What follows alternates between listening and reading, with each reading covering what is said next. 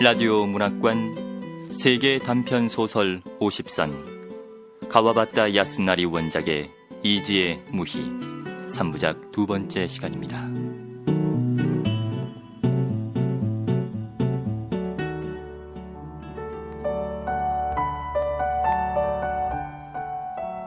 지난 이야기.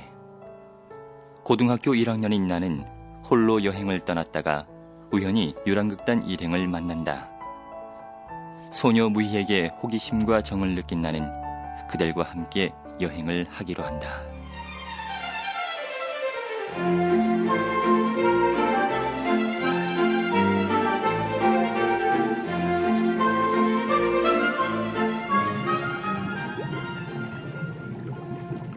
이튿날 아침 9시가 지나서야 사나이는 내 여관으로 찾아왔다. 나는 그와 함께 탕으로 들어갔다. 어젯밤의 괴로움이 꿈결처럼 느껴졌다. 어젯밤에는 꽤 늦도록까지 떠들썩하더군요. 아니, 들으셨습니까? 이 고장 사람들이었어요. 이곳 촌 사람들은 떠들기만 했지 재미라고는 하나도 없죠. 그가 너무도 대수롭지 않은 모습이어서 나는 말문이 막히고 말았다. 저쪽 탕에 그놈들이 와 있어요. 저거 보세요. 이쪽을 알아차렸는지 웃고 있군요. 그가 가리키는 쪽을 보았다. 김이 오르는 속에 7, 8명의 알몸뚱이가 희미하게 떠 있었다. 어두침침한 욕실 한쪽에서 갑자기 알몸뚱이의 여자가 뛰쳐나오는가 싶더니 개울가로 뛰어내릴 듯한 모습으로 다리장 끝에 섰다. 그리고 두 손을 활짝 펼치며 뭔가 큰 소리로 외쳤다. 안녕하세요. 소녀 무희였다. 수건도 두르지 않은 알몸이었다. 어린 오동나무처럼 미끈하게 뻗은 다리에 하얀 알몸을 바라보며 나는 맑은 샘물을 상상하다가 깊은 한숨을 내뱉으며 킬킬거리고 웃었다. 아직 어린애구나. 우리를 보는 순간 기쁜 마음에 알몸으로 뛰쳐나 발끝을 세우며 발돋움을 할 정도로 아직 어린애구나. 머리를 말끔히 씻어낸 것처럼 개운해졌다. 소녀 무희의 머리숱이 너무도 탐스러웠기 때문에 17, 8으로 보였던 것이다. 게다가 전혀 티가 나게 옷을 입힌 탓으로 나는 엉뚱한 생각을 하게 되었던 것이다.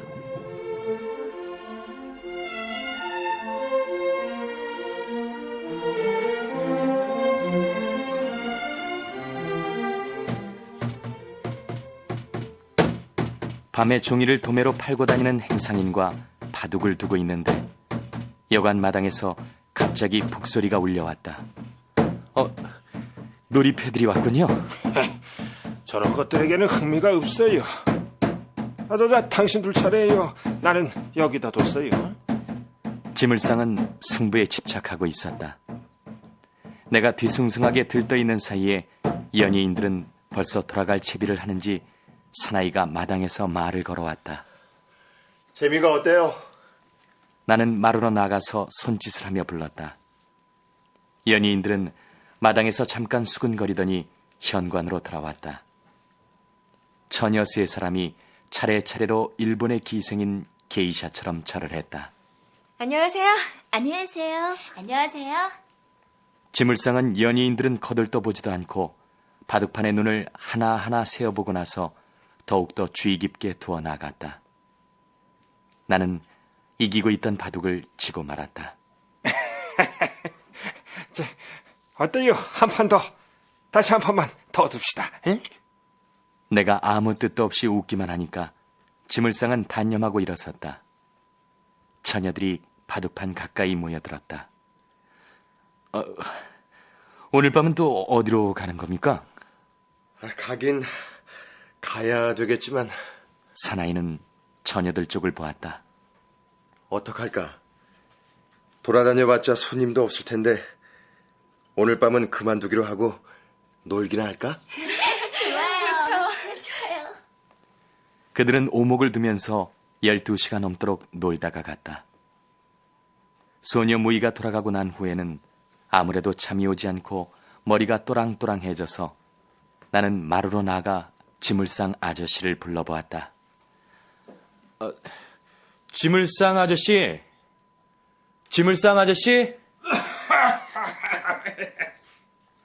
예순이 가까운 할아버지가 방에서 나오더니 신이 난 듯이 말했다. 야, 오늘 밤은 철회하는 거요. 밤이 새도록 둬봅시다. 나도 또한 대단히 호전적인 기분이 됐다.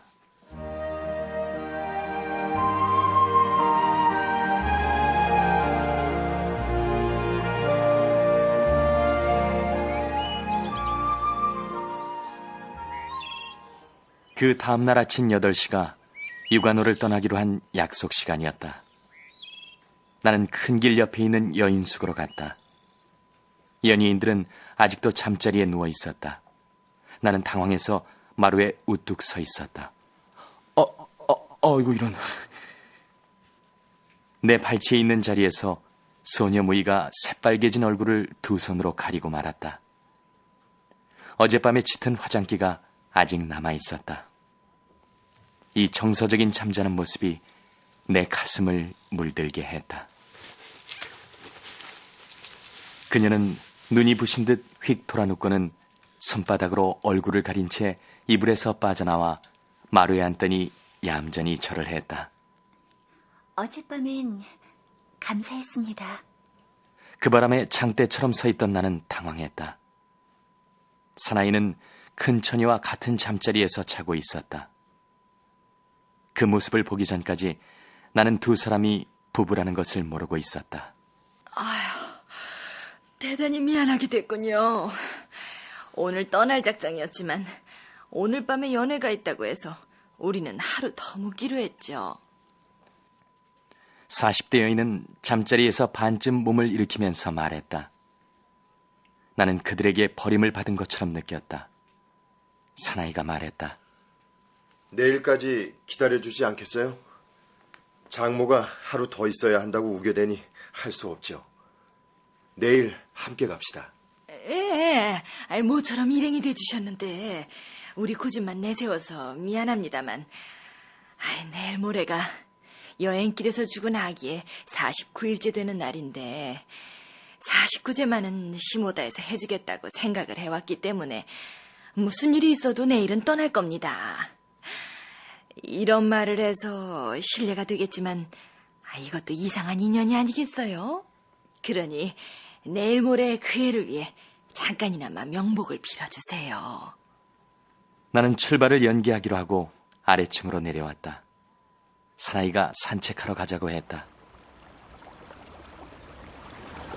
큰 길을 따라 남쪽으로 조금 가니 깨끗한 다리가 있었다. 다리 난간에 기대어 그는 또다시 신상에 관한 얘기를 시작했다. 전 도쿄에서 신파 배우들 모임에 얼마 동안 몸담고 있었죠. 지금도 오시마 항구에서 가끔 연극을 한답니다. 그들의 짐짝 보따리에서 칼집이 발처럼 삐죽 내밀고 있었는데 연애 자리에서도 연극 흉내를 내고 있다고 한다. 난 행동을 잘못한 탓에 타락하고 말았습니다만 형이 고우에서 집안일을 잘 돌보고 있죠. 그러니 난 쓸모없는 몸이 되고 말았습니다. 난 아저씨의 옷을 보고 나가오카 온천의 사람인 줄만 알았습니다. 그랬어요? 저 큰 처녀가 내 여편네죠. 학생보다 하나 아래인 19인데 여행을 하다가 두 번째 아이를 조산해버려서 아이는 일주일쯤 지나 숨을 거뒀고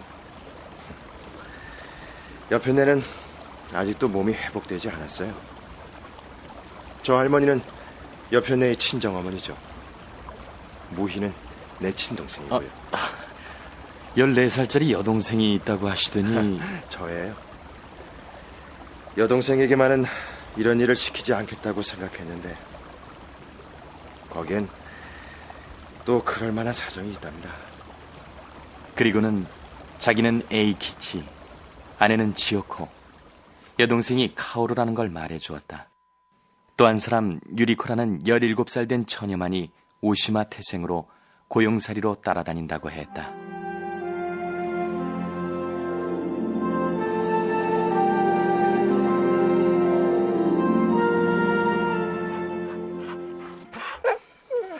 돌아왔을 때 얼굴에 분을 씻어낸 소녀 무이가 길바닥에 웅크리고 앉아서 개의 머리를 쓰다듬고 있었다. 나는 여관으로 돌아가면서 말했다. 놀러 와요. 네. 하지만 혼자선. 그럼 오빠하고. 얼마 후에 에이키치가 내 여관으로 찾아왔다. 다른 사람은? 여자들은 장모의 단속이 심해서. 그러나 둘이 오목을 두고 있으려니까 여자들이 왔다. 1시간쯤 놀고 난 연예인들은 이 여관의 옥내탕으로 갔다. 나는 탕에 가지 않고 소녀 무이와 오목을 두었다. 그녀는 이상하게도 잘 두었다. 그녀는 점점 몰두하기 시작해서 나중에는 바둑판 위를 덮치듯 구부리고 보았다. 부자연하리만큼 아름다운 까만 머리칼이 내 가슴에 닿을 것 같았다. 미안해요. 야단 맞겠어요. 그녀는 갑자기 얼굴이 빨개지더니 바둑돌을 놓고 뛰쳐나갔다. 공동탕 앞에 어머니가 서 있었던 것이다.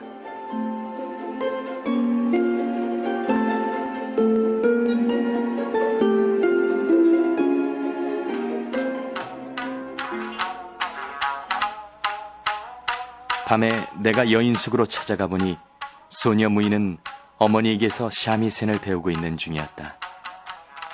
노래하는 소리가 조금 높아질 때마다 사돈 마누라가 말했다. 소리를 내면 안 된다고 했는데. 이봐, 오늘 내가 한 통 낼 테니까 다들 내 방으로 오라고. 이 여인숙에서 세빵살이를 하며 세장사를 하고 있다는 40 전후의 사나이가 장지문을 열고 처녀들을 불렀다. 소녀 무이는 젓가락을 들고 유리코와 함께 옆방으로 가서 세장수가 먹고 난 닭고기 전골 냄비를 뒤적이고 있었다. 세장수가 소녀 무이의 어깨를 가볍게 두드렸다. 어머니가 험상궂은 표정을 지었다. 이봐, 얘 건드리지 말라고. 아직 수천이란 말이야. 아저씨, 이 책 좀 읽어주세요.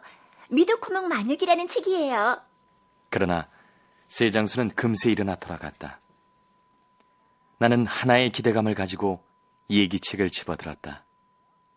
그러자 생각한 대로 소녀 무이가 바싹 다가왔다.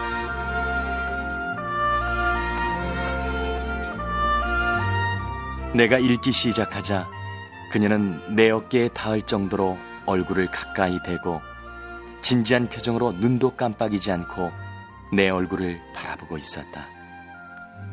이 모습은 책 읽는 소리를 들을 때 그녀의 버릇인 것 같았다.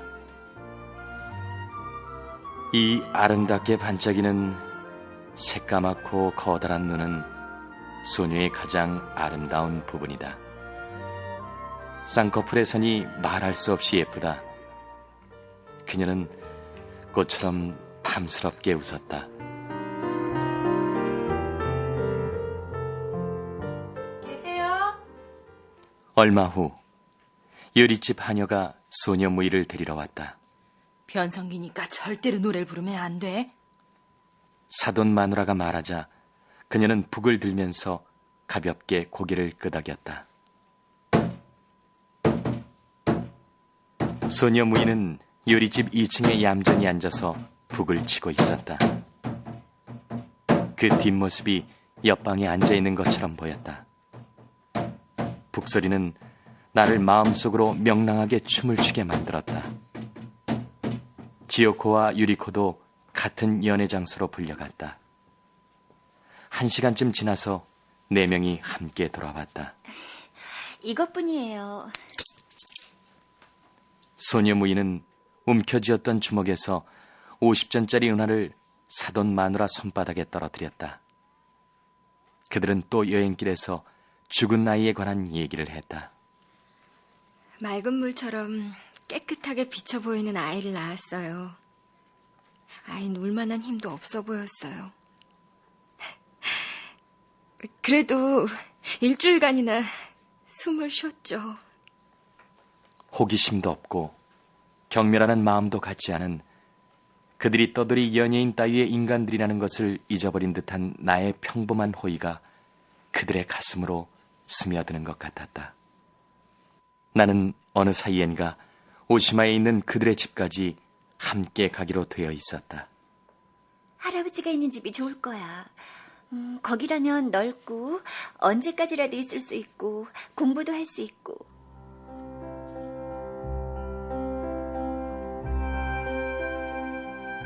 나는 그들의 여정이 내가 생각한 것만큼 각박한 것이 아니라 사냐의 향기를 잃지 않은 아주 태평스러운 사람들이라는 것을 차츰 깨닫게 되었다.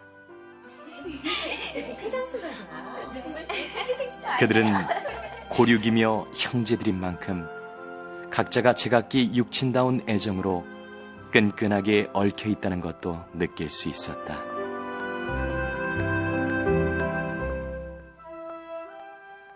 밤이 깊어서 여인숙을 나왔다. 처녀들이 배웅을 나와주었다. 소녀 무인은 문에서 목을 내밀고 밝은 하늘을 바라다 보았다.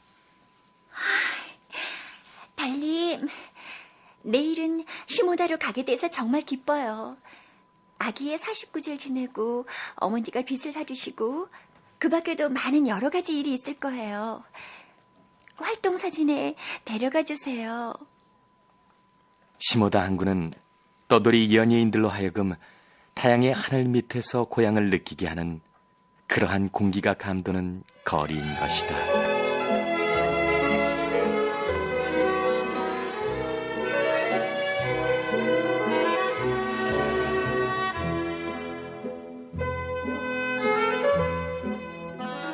라디오 문학관 세계 단편 소설 50선 가와바타 야스나리 원작의 이지의 무희 2부를 들으셨습니다.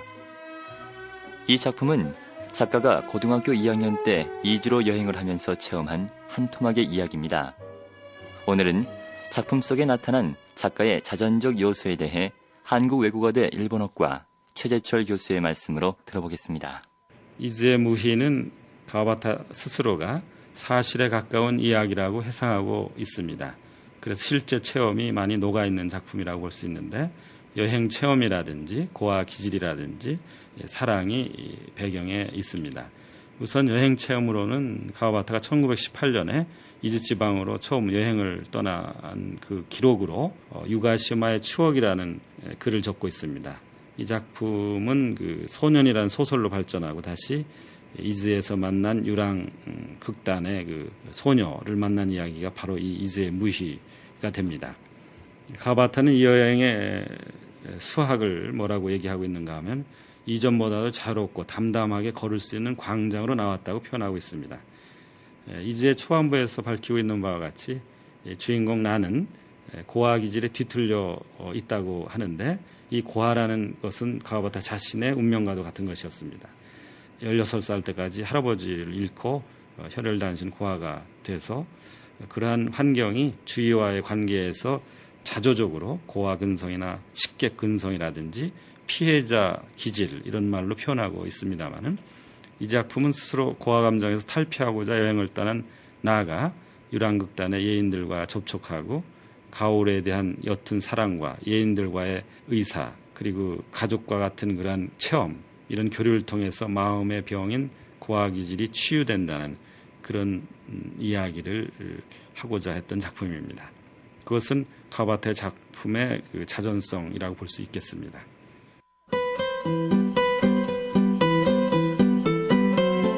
권윤의 연출, 김재인 극본, 가와바타 야스나리 원작의 이지의 무희 2부를 마칩니다.